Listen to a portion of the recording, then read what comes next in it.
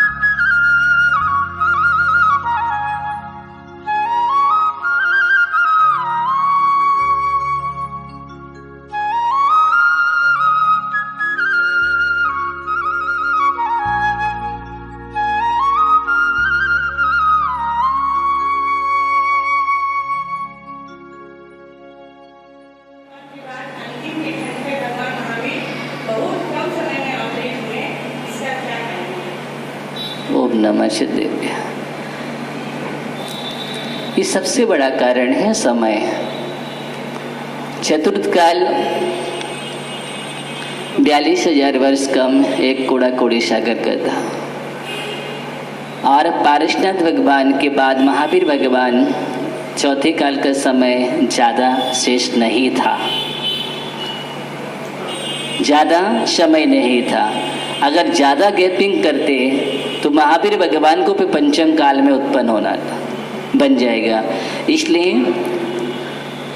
समय अंतराल अधिक नहीं होने के कारण हुआ। दूसरी बात, ये तो मैं आपको एक सामान्य बात बता रहा हूँ, लेकिन वह कैसे हुआ, क्या हुआ, ये अपना विषय नहीं है। तीर्थंकर को जन्म समय लेना है। एक काल का क्रम स्वाभाविक है और स्वभावो तर्क गोचरा, स्वभाव में कोई तर्क नहीं होता है। ओम नमः शिवाय।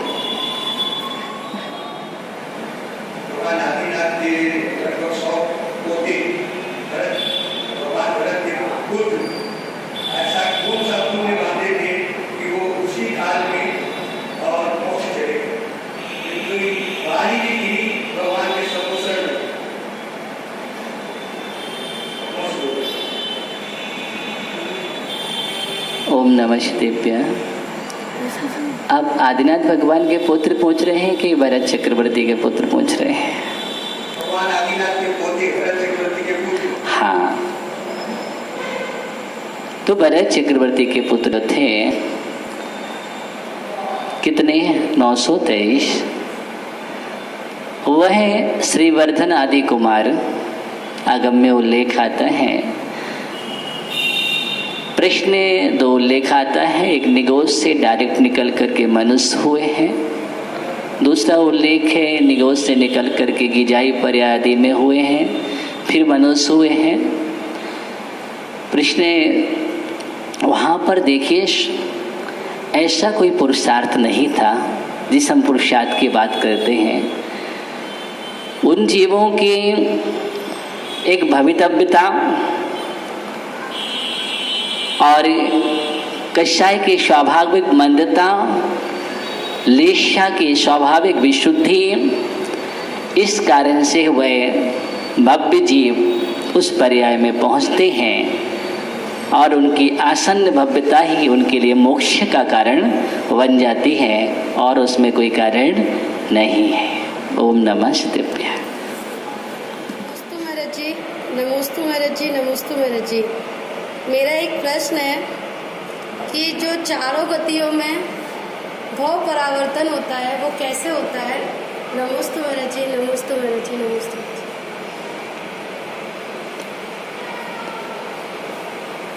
पंच परावर्तन का आगम में उल्लेख है।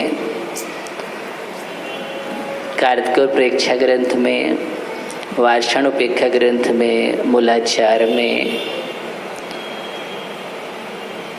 तत्वार्थ वृत्ति में, सर्वांश सिद्धि ग्रंथ में पंच परावर्तन यह जीव मिथ्यात्व के साथ करता है। उसमें से द्रव्य, क्षेत्र, काल, भव और भाव, ये पंच परावर्तन इस जीव ने मिथ्यात्व के वशीभूत होकर के अनेक बार किया है। प्रश्न आपका भाव परावर्तन का है। भाव परावर्तन का मतलब है चारों गति संबंधी जघन्य आयु से लेकर उत्कृष्ट आयु पर्यंत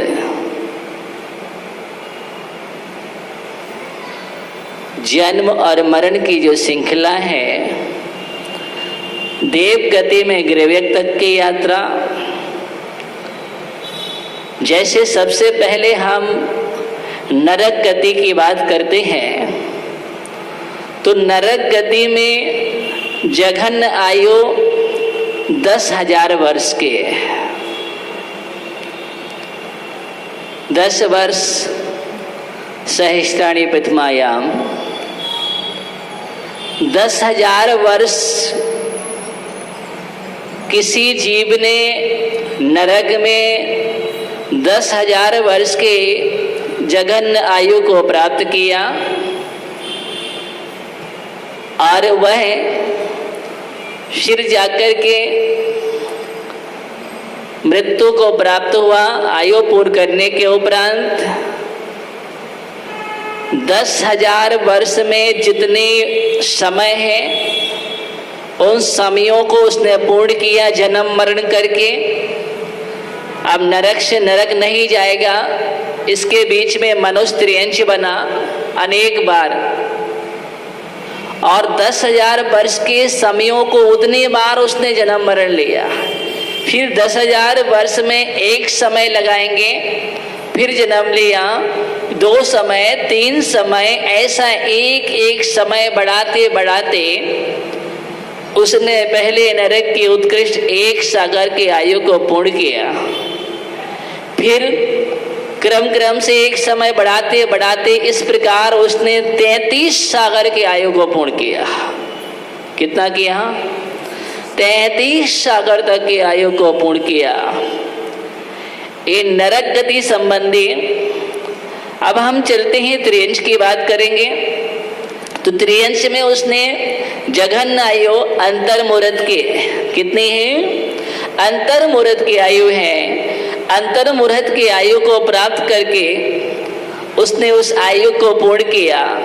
फिर अंतर्मुहूर्त में एक समय मिलाएंगे, फिर जन्म लिया। ऐसा एक एक समय बढ़ाते बढ़ाते उसने 3 पल्ल तक की आयु, कितने? 3 पल्ल की भोग भूमि की अपेक्षा त्रियंशों की उत्कृष्ट आयु 3 पल्ल है। तो उसने 3 पल्ल की आयु को पूर्ण किया। मनुष्य गति में पहुंचा, वहां भी उसका यही क्रम रहा जैसा त्रियंश में क्रम था। अंतर्मुहूर्त से लेकर के आगे 3 पल्ल तक वहां भी पूर्ण किया। और वह जब देव गति में गया तो वहां भी जघन्य आयु को प्राप्त करके कितना? भवनत्र की अपेक्षा वहां भी जघन्य आयु कितनी है? 10,000 वर्ष है। उसको भी उसी क्रम से जैसे नरक में किया था, यहाँ भी क्रम क्रम से भवनत्र आदि को पूर्ण करता करता ग्रेवियक तक 31 सागर पर्यंत उसने इतना जन्म मरण किया, इतना जन्म मरण किया और उस आयु को पूर्ण किया। इस प्रकार ये चारों गति संबंधी जो परिवर्तन है उसका नाम भाव परावर्तन है। कितना विशाल भाव परावर्तन होगा। इस जीव ने कितना जन्म मरण किया है, कितनी आयु भोगी है। ग्रीवक की आगे इसलिए नहीं किया, आपके अंदर प्रश्न होना चाहिए। 9 अनुदिश है, 5 अनुत्तर विमान है, वहां नहीं पहुंचा क्योंकि वहां पर नियम से सम्यक दृष्टि ही उत्पन्न होते हैं। ग्रीवक के ऊपर सम्यक दर्शन के साथ ही जन्म होता है, इसलिए परावर्तन मिथ्यात्व के साथ है। सम्यक दृष्टि का इतना परावर्तन नहीं होता है। वह तो अर्धपुद्गल परावर्तन काल जब शेष रहता है सब सम्यक दर्शन के योग्य रहता है। और एक बार सम्यक प्राप्त कर लिया जाए तो वह नियम से अर्धपुद्गल परावर्तन के अंतर ही उसके अंदर नियम से मोक्ष जाएगा। ओम नमः शिवाय। अपने धर्म में, जैन धर्म में खान पान संबंधित बहुत कुछ कहा गया। यह धर्म से संबंधित है या स्वास्थ्य से? और दूसरा, इसका वर्णन किसी आगम के कोई किताब में है? इसका वर्णन खान पान संबंधित आगम में कहीं वर्णन है या नहीं?